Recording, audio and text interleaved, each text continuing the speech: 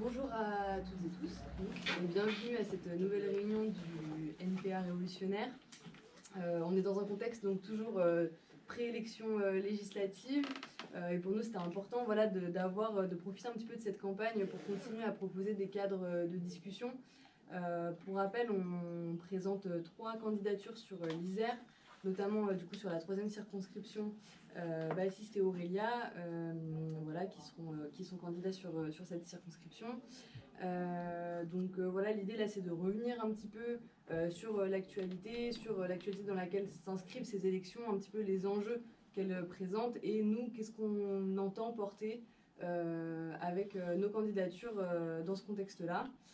Donc je vais laisser la parole à Baptiste qui va faire une introduction d'une 20aine de minutes pour revenir un petit peu sur tout ça, et après on pourra prendre le temps d'échanger, de discuter, de poser des questions, d'éventuels points de nuance, de désaccord, etc. À toi Baptiste. Bonsoir tout le monde, les amis, les camarades. Nous, on voulait commencer un peu cette réunion en affirmant et en réaffirmant notre solidarité avec le peuple kanak. Ça pourrait paraître un peu, un petit peu loin des débats dominants, on va dire, mais dans cette zone où l'État français, l'État colonial français continue en fait son offensive, une zone qui est une des premières en production de nickel et qui à la fois est une zone géostratégique, tampon entre la Chine et l'Occident. Il se passe des choses qui nous intéressent et qu'on devrait discuter régulièrement. Il y a une loi coloniale qui a mis le feu aux poudres, c'est-à-dire qu'ils ont essayé de revenir sur le corps électoral là-bas. La situation elle s'est embrasée parce que cette colonie française c'est un endroit dans le monde et notre État et notre impérialisme est directement responsable, qui est dans une situation de misère sociale importante. Il y a une mobilisation très forte avec des barrages, notamment organisés par les travailleuses, les travailleurs et la jeunesse de Nouméa et au-delà.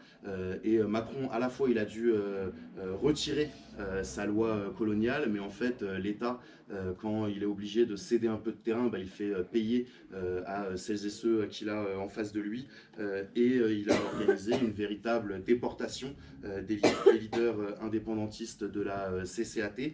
C'est pas juste des mots, ces choses-là. Ils ont mis Christian dans une tôle à Mulhouse, Brenda également, Dimitri à Villefranche-sur-Saône, Steve il est emprisonné à Blois, Guillaume à Bourges et Yemawa à Orléans. Et nous, contrairement à d'autres organisations qui se réclament de la gauche, ce qu'on a envie de dire sur la situation en Kanaki, c'est que non, on n'appelle pas au calme, qu'on appelle à la libération, à la relaxe et à l'acquittement de l'ensemble de ces prisonniers politiques. Et ce qu'on dit aujourd'hui avec le peuple kanak, c'est dehors l'État colonial et vive la défense de l'autodétermination des peuples et donc l'autodétermination du peuple kanak. Cette semaine, c'est aussi un sacré anniversaire. Vous vous souvenez, il y a un an, pendant des mois et des mois, on s'est battu contre une énième loi antisociale, la réforme des retraites. Cette loi qui, en fait, est venue nous braquer 2 années de notre vie. D'ailleurs, c'est un moment où en fait l'extrême droite, on était content parce qu'elle fermait bien sa gueule, parce que quand notre camp social il se met en mouvement, et tous ces fachos, tous ces réactionnaires, ils ont beaucoup moins de capacité à faire écouter leur discours. Mais juste après ce mouvement des retraites, il y a eu une autre mobilisation dans les quartiers populaires, des révoltes que certains ont appelées émeutes, nous on appelle ça des révoltes suite au meurtre de Naël. Et pareil, pour essayer de faire un clin d'œil à cette actualité, nous aujourd'hui, ce qu'on dit et ce qu'on a dans notre programme qu'on présente pendant avant, pendant et après les élections, c'est que on ne veut pas une police qui serait une meilleure police, une police de proximité. Pour nous, la police, elle devrait dégager le plus loin possible de notre camp social et des enfants, des travailleuses et des travailleurs qui sont les enfants des quartiers populaires. Et ce qu'on réclame à l'occasion aussi de cette campagne, c'est l'amnistie de tous les révoltés, l'amnistie de tous les jeunes qui ont été incarcérés il y a un an quand ils se sont révoltés suite au meurtre de Naël. On va même plus loin que ça. Donc vous l'avez compris, on n'est pas pour une police de proximité, mais on pense qu'il faudrait aller même plus que désarmer la police. On pense qu'il faudrait dissoudre toute une série de corps répressifs de l'État. Et dans cette campagne, on prône également la dissolution de la BAC, la dissolution des CRS. Donc on est dans une situation particulière. Il y a des moments où en fait le temps politique, en quelques journées, tu as l'impression que ça a duré des années. Et puis il y a des moments en quelques heures, en quelques jours, tu as l'impression que justement ce temps il s'est accéléré.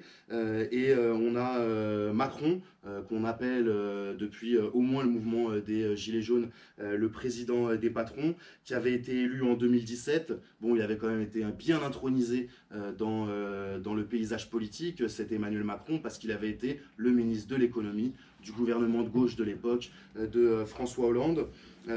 Macron, s'il repasse en 2022 déjà, c'est pas parce que il a réussi à avoir un vote d'adhésion à son programme, à ses idées, qui sont un programme libéral, ultralibéral, autoritaire, un rouleau compresseur contre nos droits et ceux de l'ensemble de notre classe. Mais c'est aussi parce que déjà, toute une série de personnes avaient utilisé le bulletin Macron pour faire barrage à l'extrême droite. Et ce Macron, il s'est un peu lâché, mais dans la politique qu'il a mis en place, je vais revenir dessus, mais aux dernières législatives, donc qui avaient lieu dans notre société juste après les présidentielles, en fait, il n'a pas réussi à avoir une majorité claire. Ce qui fait que, ce gouvernement a été un gouvernement extrêmement brutal, c'est qu'il a passé sa politique en force, et jusqu'à aujourd'hui, jusqu'à dans quelques jours, où Attal se prépare à promulguer un décret, un énième décret sur l'assurance chômage, mais il est toujours passé en force, en snobant complètement, notamment l'Assemblée nationale, mais également les mobilisations. Ça a été un gouvernement pendant ces 2 dernières années qui est passé tout le temps en force avec le 49.3 à l'Assemblée nationale, mais en réprimant de manière importante l'ensemble des mobilisations. La liste des militantes et des militants qui sont passés et qui passent encore aujourd'hui devant la justice pour avoir participé à des mobilisations, elle a explosé. Et depuis la guerre déclarée, cette étape de la colonisation israélienne en octobre 2023, ça n'a été que accentué. Et Macron, il a laissé un peu tout le monde dans la stupeur avec la dissolution de l'Assemblée nationale le soir des élections européennes. Et en fait, il fait un pari un peu fou. On pourrait dire un peu fou, mais qui, d'une certaine manière, est assez dosé. C'est-à-dire qu'il pense qu'il a 2 hypothèses pour arriver à sortir d'une forme de crise politique depuis 2 ans. La première hypothèse qu'il fait, c'est d'utiliser encore le Rassemblement national qui l'a permis de continuer à monter pour avoir une majorité plus large. Et il pense que autour des Républicains qui ont parallié le Rassemblement national, autour des forces de gauche les plus institutionnelles autour de Glucksmann, qui pourrait avoir une base politique plus importante pour continuer à dérouler son programme. Ça, c'est le premier pari qu'il fait. Et le deuxième pari qu'il fait, et c'est en ça que ce gouvernement, et particulièrement Emmanuel Macron, sont particulièrement dangereux, c'est qu'il fait le pari d'une cohabitation avec un gouvernement Rassemblement national, sûrement en se disant que ça permettra à son camp politique ou sa couleur politique de gagner les présidentielles en 2027. Et sur ça, en fait, il y va à fond, quoi. Vous avez dû voir ça comme nous. Il passe à la télé, partout où on l'interroge, il explique que il faut se méfier de l'extrême droite. Bon, on reviendra un peu sur ce qu'il a emprunté à l'extrême droite dans son programme et sa politique. Et ce qu'il dit en même temps, c'est qu'il faudrait se méfier de l'extrême gauche. Et dans l'extrême gauche, pour Emmanuel Macron, il y a François Hollande, l'ancien président de la France, qui l'avait intronisé ministre. Aurélien Rousseau, qui est son ancien ministre macroniste jusqu'à il y a encore quelques mois. Bon, il joue à un jeu qui est de se présenter comme la responsabilité et en face et se poser comme quelqu'un de raisonnable, alors que sa politique a été une politique d'extrême violence sociale. Et nous, on a la chance, donc, dans la 3e circonscription de l'Isère, d'avoir une représentante du macronisme assez incroyable. Donc on découvre un peu tout le temps des nouveaux Pokémon en ce moment quand on voit les différentes candidatures. On pourrait en parler pendant des heures et faire toute une série de blagues. Mais nous, on a le retour de Madame Chalas, qui a été députée entre 2017 et 2022, macroniste, qui a été balayée aux dernières élections législatives. Et Madame Chalas, elle explique vraiment qu'elle n'a pas besoin d'un mandat politique pour vivre parce qu'elle a un travail. Et le travail de Madame Chalas est sur le lien en fait entre les macronistes et le patronat. C'est assez éclairant. Elle a un poste chez Carbone Solar qui n'a même pas encore ouvert d'usine, mais qui prévoit d'ouvrir une usine pour embaucher 3000 salariés pour faire des panneaux solaires. Cette usine, elle coûterait un peu plus d'1 milliard d'euros. Et en fait, elle a 2-3 amis qui lui restent, qui mènent une politique bien dans le sens de son nouveau travail qui lui permet de vivre. Et elle a déjà, elle peut déjà compter sur 400 millions d'aides publiques. Et grâce à Bruno Le Maire, donc le remplaçant de Macron en tant que ministre de l'économie, elle va pouvoir toucher encore 200 millions grâce au crédit d'impôt vert. Encore des cadeaux qui sont faits au patronat, cette fois-ci au prétexte de l'écologie.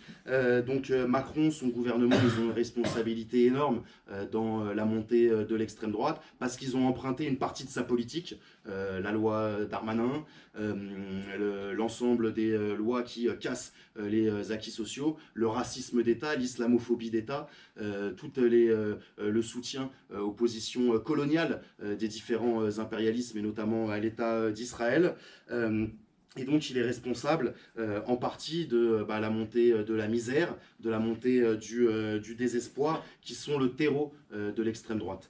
Et nous on le dit, et on le disait déjà en 2002, pour les plus anciens, on ne faisait pas encore partie, mais ce que notre courant politique disait déjà en 2002, c'était que 20% de politique antisociale, c'était 20% pour le Front National. Aujourd'hui, 40 ans de politique antisociale, c'est 40 ans pour le Rassemblement national. Alors nous, on minimise pas du tout le danger de ce qu'est l'extrême droite. Si l'extrême droite, elle arrivait au pouvoir, ce serait un gouvernement encore plus brutal, encore plus raciste et encore plus pro-patronal. Et d'ailleurs, et ça, ça pourrait faire sourire un peu jaune, on a Bardella qui ne sait plus comment il fait pour être le plus respectable possible. On a eu toute une phase avant de ces racistes qui était une phase de dédiabolisation. Et là, en fait, il faut qu'il se présente comme un serviteur des intérêts des grands capitalistes. Donc il a été aidé par un allié de choix, Monsieur Ciotti, qui l'a pris par la main, d'abord qui a trahi son camp. Alors là, c'était incroyable. En quelques heures, le gars, retournement de veste, hop là, je mise sur ce cheval-là. Il a pris par la main son petit poulain. Ils sont allés ensemble voir le MEDEF, donc le syndicat patronal, et là ils ont passé un grand oral. Alors c'était sûrement bien plus facile que le grand oral qui est passé par les collégiens et les lycéens en ce moment. Et le seul objectif de Bardella à ce moment-là, c'était de donner un maximum de gages au patronat. C'est-à-dire qu'il avait une petite musique un peu démago, un peu populiste, démagogiste, de dire à Macron, vraiment, la politique qu'il fait, moi si j'étais au pouvoir, je ferais une politique pour les plus pauvres français, mais pour les plus pauvres. Il laissait planer le doute, bon, s'il y en a qui croyaient encore, qui pourrait revenir sur toute une série de réformes, dont la contre-réforme des retraites. Et en quelques heures, en quelques jours, il a réussi à passer de « eh ben on va rien abroger du tout » et même en fait peut-être qu'il faudrait bosser jusqu'à 66 ans. Donc voilà une manière de rassurer le grand patronat. Et il a annoncé dans ce grand oral également la suppression de la CVAE. Bon, personne ne paye ça ici, mais c'est la contribution sur la valeur ajoutée des entreprises. Hop là, comme ça on rassure un petit peu le patronat. Et on paraît crédible selon eux, mais le Rassemblement national, c'est pas que ça. C'est aussi la préférence nationale. Vous savez, ils ont soutenu la loi Darmanin-Le Pen, la dernière loi Asile-Immigration. Ils disent « Ah, ça va pas assez loin parce qu'il n'y a pas quand même la préférence nationale. » Donc là, ils y vont à fond. Les binationaux ne pourraient plus travailler en tant que fonctionnaires. Et une restriction importante, parce qu'en fait, quand tu t'attaques aux sans-papiers, et nous, dans notre boulot, les éducs, on voit ça au quotidien. En fait, la seule chose que tu fais, c'est que tu réduis leurs droits. Et donc, une réduction importante des droits des sans-papiers qui fuient souvent la guerre, la misère et le désastre écologique. Voilà, le regroupement familial, et ben en fait, c'est bon, c'est pas bon pour les Arabes et les Noirs. Par contre, dans la famille Le Pen, ils ont été très rapides pour se rabibocher. Hein. Bardella, c'est le gendre de Jean-Marie Le Pen. On avait Marion Maréchal Le Pen qui avait essayé d'oublier son nom pour aller avec Zemmour pour voir si on pouvait être encore plus raciste que les racistes. Et hop, regroupement familial réussi pour tous ces racistes. Et un petit clin d'œil, tout à l'heure je parlais du grand oral pour les collégiens.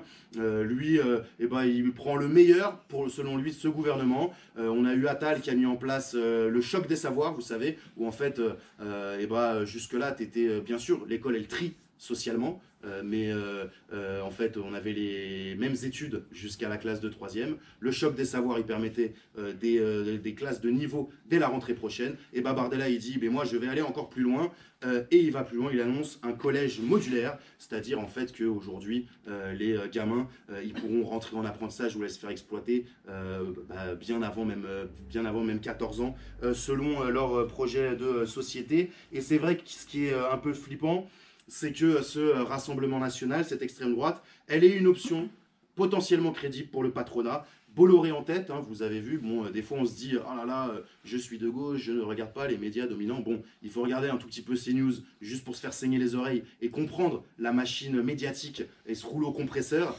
Mais voilà, il y a des grands patrons de l'industrie internationale, qui ont des multinationales qui ont bien investi là-dedans pour permettre de banaliser ces idées-là et de les faire monter. Et si un Bolloré se dit que l'option Rassemblement national, ce ne serait pas une si mauvaise option, c'est parce que ça permet à la fois de maintenir les travailleurs dans les divisions les plus crasses, les divisions sexistes, les divisions racistes, les divisions transphobes, et que ça permet aussi de maintenir le prolétariat, la classe ouvrière, celles et ceux qui n'ont que leur force de travail à vendre pour survivre et revenir bosser le lendemain dans une forme de passivité et d'atonie. Et quand on dit qu'il ne faut pas le sous-estimer, c'est qu'on voit aussi ces choses-là. C'est-à-dire que les gens qui sont fondamentalement racistes, ils se sentent de plus en plus à l'aise. Et nous, on le dit aux NPA révolutionnaires, il faut faire très attention à ça. La question de la solidarité de classe, elle va être fondamentale dans les semaines, les mois, les années à venir, et y compris s'opposer de manière physique à tous ces nervis et aux exactions de l'extrême droite sera sûrement une des tâches qui sera une des nôtres. Alors une fois qu'on a dit tout ça, comment est-ce qu'on lutte contre l'extrême droite, la montée de ses idées, le fait que peut-être demain elle arriverait au pouvoir, ou en tout cas que ce soit quelque chose devenu crédible à l'agenda politique. Et là en fait il y a tout un débat, et nous on a une position où on a un désaccord important avec la majorité du mouvement social et ouvrier. On ne pense pas qu'on peut combattre l'extrême droite avec celles et ceux qui ont participé à lui paver la voie.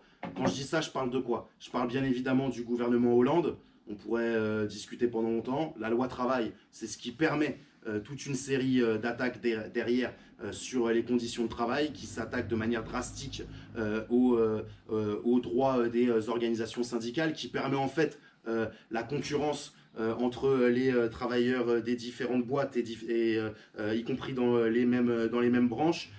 Hollande, ça a été le premier à parler de déchéance de nationalité. et à mettre ça dans le débat public, hein, alors que ça c'était seulement réservé à l'extrême droite. Et bon, quand on parle de violence policière, il y a toute une série de personnes ici qui connaissent le nom d'Adama Traoré, qui a été tué par des gendarmes sous le quinquennat de Hollande. Il y a un autre nom d'une personne qui s'est fait assassiner par l'État d'Hollande, c'est Rémi Fraisse, dans les mobilisations écologistes. Donc voilà, on ne pense pas que ce serait possible de combattre l'extrême droite avec ces gens-là. Et surtout, nous aussi, on fait de la politique. Et en fait, on observe leur accord de nouveau Front Populaire. Ce qui a été dealé le soir de la dissolution de l'Assemblée nationale, c'est un accord de cette gauche réformiste, institutionnelle, qui prétend au pouvoir, qui est bien plus, dont le centre de gravité est bien plus à droite que n'était même la NUPES. Pourquoi est-ce qu'on dit ça? Si tu prends l'ensemble des candidatures, PS, EELV, c'est-à-dire la majorité qui était au pouvoir sous Hollande, ils ont la majorité des investitures. Et quand je dis que nous, on fait de la politique, c'est qu'on considère et on sait que quand on nous parle des fois, il faut faire plus de compromis. Mais en fait, quand les organisations politiques elles font des compromis, elles prennent le plus petit dénominateur commun. Et le plus petit dénominateur commun, il sera autour du PS et de EELV. C'est pour ça qu'a disparu, par exemple, le fait de revenir à une retraite à 60 ans dans le programme du Front Populaire. C'est pour ça que ce programme, il est en train de fondre avant même les élections. Donc voilà, comment est-ce qu'on fait pour combattre l'extrême droite? Nous, on ne pense pas. Et même si on a plus de respect pour les camarades issus de cette organisation qu'est le PCF que par rapport au PS et ELV, même si on a beaucoup de critiques, mais quand on a des militants qui expliquent et qui pensent que c'est de cette manière-là qu'on va combattre l'extrême droite, que le RN serait des patriotes de pacotille, bon, nous, ça nous fait un petit peu bondir et on ne veut faire aucun compromis sur cette question-là, la question de l'internationalisme, et c'est pour ça que j'ai commencé en parlant de la Kanaki. Voilà, allons un petit peu plus loin, allons chez nous, allons à Grenoble.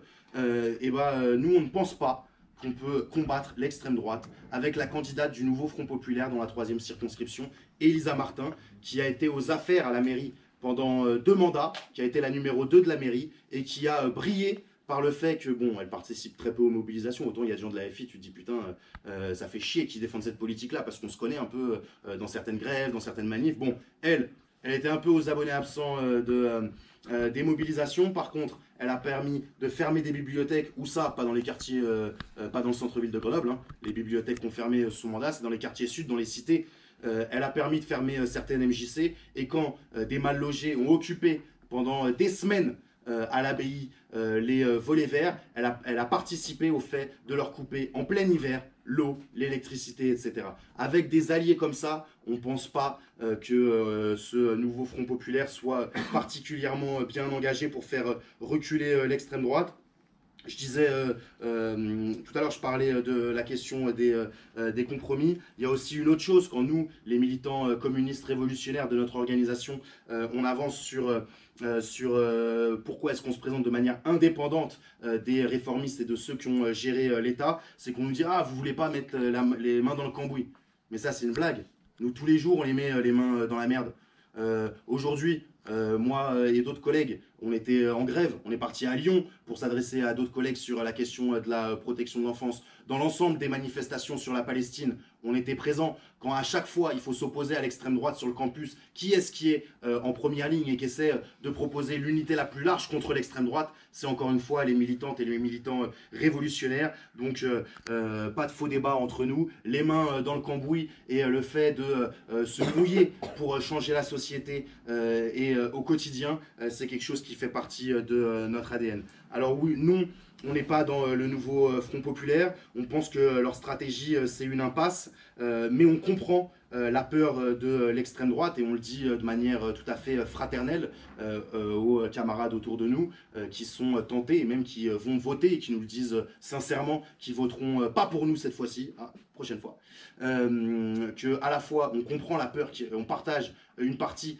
de la peur de l'extrême droite et compagnie, mais on pense que c'est une erreur importante de de remettre en selle tous ces gens-là. Et pour les plus anciens, en fait, après la loi travail, il y avait eu plein de trucs, y compris Ruffin, qui disait le Parti Socialiste, c'est P comme pourri, S comme salaud, on va faire un pacte entre nous, on ne votera plus jamais Parti Socialiste. On a l'impression que, bien sûr, la situation, elle s'accélère, mais que la question de ne pas oublier ces choses-là et de ne pas oublier le rôle du PS et de la gauche quand elle est au pouvoir, c'est quelque chose d'important. Et l'autre débat qu'on a avec ses camarades, qui est un débat fraternel encore une fois, c'est comment est-ce qu'on fait pour mettre en place la riposte qui est nécessaire face à Macron et à l'extrême droite. Nous, on a l'impression, débattons-en après, que le fait qu'une grande partie des militants du mouvement social et ouvrier ne se concentrent que sur le fait de voter sur le Front populaire, ça a esquivé et ça fait reculer la question qui pour nous est fondamentale, qui est celle des mobilisations de masse. On ne pense pas qu'on pourra faire reculer Macron, qu'on pourra faire reculer Bardella, qu'on pourra faire reculer les politiques autoritaires et patronales sans des mobilisations importantes. Et force est de constater que dès le lendemain de la dissolution, en fait, il y avait une certaine vapeur, on sentait une certaine colère dans les rues de Grenoble, dans les manifestations, et que en fait tout ça s'est essoufflé. Et c'est pas la colère contre l'extrême droite et contre Macron qui s'est essoufflée, c'est le fait, et on pense que c'est une responsabilité des directions de ces organisations de ne pas avoir mis le curseur sur la mobilisation, sur le fait de reprendre la rue, sur le fait de poser la question de la grève. C'est quelque chose qu'on dit régulièrement. En 36, les congés payés, la diminution du temps de travail, elle n'était dans aucun programme. C'est la grève, la généralisation de la grève, les occupations d'usines qui ont réussi à arracher ces choses-là qui sont encore des conquis sociaux aujourd'hui. Et on le dit de manière pour le coup frontale. À l'époque, il y avait un des dirigeants du Front populaire qui a tout donné pour que la grève elle s'arrête une fois les accords signés et qui a brillé par cette phrase « il faut savoir arrêter une grève ». Nous, la question qu'on pose à l'ensemble des militantes et des militants, c'est quand est-ce qu'on commence à faire grève. Je ne vais pas épiloguer sur ça, mais vraiment, les camarades, à chaque fois que la gauche elle a été au pouvoir, l'extrême droite elle a fait des bons. Le Rassemblement national, avant Mitterrand, il faisait, petite blague, un score qui ressemble à celui que nous on a fait aux élections européennes. 3 ans après, en 1984, seulement une année après le tournant de la rigueur, c'est-à-dire quand Mitterrand il dit hey, mon programme de la gauche là, hop, on le jette à la poubelle et on commence à faire une politique pro-patronale, le Rassemblement national faisait 10% aux élections européennes de 84. On pourrait épiloguer pendant longtemps sur Jospin et ce qui s'est passé et ce qui a conduit au fait que Jean-Marie Le Pen arrive au 2e tour des élections présidentielles en 2002. Donc on nous parle d'unité, ça tombe bien, nous on est d'accord. L'unité dans la rue et pour les grèves, mais la question c'est sur quel programme, sur quelle revendication. Et notre candidature aujourd'hui, et les candidatures du NPA révolutionnaire, pour nous, elles devraient servir à mettre ça en avant. Quel programme pour les mobilisations? Alors c'est évidemment des augmentations de salaire. Nous on pense que tout de suite maintenant il faudrait 400 € d'augmentation pour l'ensemble des salaires. Il ne faudrait pas un seul revenu en dessous de 2000 €. Et il faudrait cette idée folle que Mitterrand a arrêtée en 83, c'est-à-dire l'indexation des salaires sur les prix. Donc voilà, on pense qu'on devrait se battre pour ça. La question de l'interdiction des licenciements et aussi cette question-là de « ah, il y a le chômage ». Je reviendrai juste après sur le décret Attal, mais le partage du temps de travail. Aujourd'hui, il y a suffisamment de travail pour qu'on puisse bosser toutes et tous et bien moins. Et ça, c'est une question de société. Et notre candidature, elle sert aussi à mettre ça sur le devant de la scène. Donc j'ai tenté de le dire, pour nous, il n'y aura pas de raccourci. L'unité, oui. Nous, on est pour un front pour la grève et par la grève. Ça, on le propose et on va le proposer de la manière la plus importante possible dans les jours qui arrivent. Et il n'y aura que la reprise en main de nos affaires, donc par nos propres moyens, qui nous permettra de faire reculer ces idées d'extrême droite. Et si des gens, parce qu'en fait, il y en a dans la classe ouvrière, ils sont tentés, voire convaincus par les arguments du Rassemblement national, c'est aussi parce qu'ils ne croient plus en leur propre force, en celle, à la force de nos solidarités, à la force de l'action collective. Donc nous, on veut mettre ce programme en avant, un programme de lutte immédiate. C'est ce qu'on fait dans ces élections. Et même si ça peut paraître propagandiste, irréaliste, on pense que dans le cadre d'une mobilisation, en fait, ces revendications, elles deviendraient des objectifs atteignables. Et c'est ça qu'on raconte de toutes nos forces. Bon, là on est quasiment au premier tour. On espère que les camarades qu'on côtoie dans les mobilisations, qui discutent avec nous, ils vont nous faire la confiance et on n'a aucun tabou à dire qu'il faut voter pour les candidatures du NPA révolutionnaire. Là où on ne se présente pas, ou comme dans la 9e circo de l'Isère, là où, parce que c'était franchement challenge pour arriver à avoir tes bulletins de vote et tes professions de foi, donc comme dans la 9e où c'est Emma et Louison qui sont les candidats, on appelle, mais sans retenue aucune et avec une certaine fierté, à voter pour lutte ouvrière. Bon, nous, on a quand même un peu envie de poser aussi, dès maintenant, la question du deuxième tour, parce qu'on sent venir le truc. Ça va être l'arc républicain face au Rassemblement national et on va nous demander d'aller voter Macron et ses candidats. Encore une fois, nous, on pense que Macron, il a une responsabilité importante dans la montée des idées réactionnaires et sur le terrain qu'il leur laisse, que Macron, c'est l'éborgneur des gilets jaunes, c'est le défenseur inconditionnel de la politique criminelle de l'État d'Israël et de la criminalisation du mouvement de solidarité du peuple palestinien jusque dans les syndicats. On pense aux camarades de la CGT du Nord. Macron, c'est aussi la loi Darmanin-Le Pen, on pourrait faire la liste. C'est aussi le service national universel. Il est vraiment en train de donner un outil très précieux aux mains de l'extrême droite si elle arrivait au pouvoir.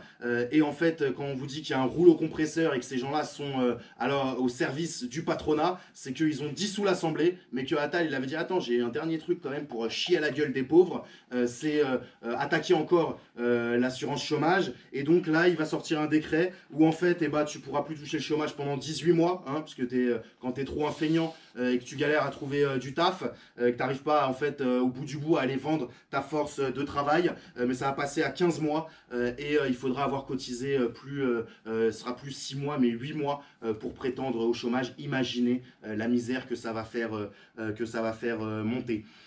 Donc je vais essayer d'avancer vers la conclusion. On est dans un temps d'accélération politique et des fois ça pourrait faire tourner la tête. On le dit et nous on est les premiers à discuter entre nous dans les périodes de reflux en dehors des mobilisations. Qu'est-ce que c'est lent, qu'est-ce qu'on s'ennuie à prêcher presque dans le désert. On a l'impression que la situation aujourd'hui elle est tout autre. Qui dit accélération politique dit que cette situation elle va produire des occasions importantes. Elle va produire des mobilisations. C'est pas possible qu'un rouleau compresseur comme celui qu'on va se manger dans la gueule et qu'on se mange déjà dans la gueule, il ne continue pas à produire des mobilisations d'ampleur. Et ça doit. La question que nous on se pose, c'est quelle est la responsabilité des militantes et des militants révolutionnaires, de celles et ceux qui regardent vers nos idées et qui sont d'accord avec nous. On ne pense pas qu'on ait le luxe aujourd'hui de se dire on verra plus tard. On le disait déjà pendant la campagne des européennes, la planète qui brûle, en fait on n'a plus le temps d'attendre. Bon, la montée de l'extrême droite, en fait c'est pas pour après-demain, j'ai envie de dire, c'est pour demain. On n'a plus le temps d'attendre et c'est pour ça que nous on pense que ça se fera aussi en défendant notre indépendance de classe, en étant indépendant de ceux qui veulent gérer le capitalisme. Et c'est ça le sens de notre candidature. C'est pas pour se jeter des fleurs. Les camarades qu'on présente en Isère, Louison, tu vas dans les manifs Palestine, tout le monde le connaît. Parce que c'est le mec qui a le mégaphone et qui crie plus fort que tout le monde et qu'on n'a pas raté une seule. Emma, elle se la raconte pas trop, mais lundi, elle était convoquée devant une juge d'instruction à Paris pour avoir pris un positionnement dans le cadre de l'affaire Sciences Po en 2021 et avoir osé avoir osé partager un communiqué unitaire qui disait qu'il était de la responsabilité des organisations syndicales de combattre le racisme et l'islamophobie à la fac et dans la société. Bon, c'est la deuxième fois en un peu plus d'1 an qu'elle se retrouve devant la justice. On va pas faire la liste de tout le monde. Aurélia, qui est une camarade révolutionnaire de valeur également. Donc voilà, nous c'est ça aussi le sens de notre candidature. On n'est pas des politiciens, nous on n'a rien à gratter là-dedans. On n'a rien à gratter de faire cette campagne, de se lever tôt le matin, de se coucher tard le soir, si ce n'est défendre nos idées parce qu'on en est convaincu et qu'on pense qu'elles sont nécessaires. On pense que avoir encore de l'espoir dans le fait que la classe ouvrière, elle puisse arracher le pouvoir des patrons, avoir de l'espoir dans le fait que celles et ceux qui font tourner la société pourraient à un moment la faire tourner d'une autre manière qui soit plus juste et qui permette d'en finir avec l'exploitation, mais y compris avec l'ensemble des oppressions.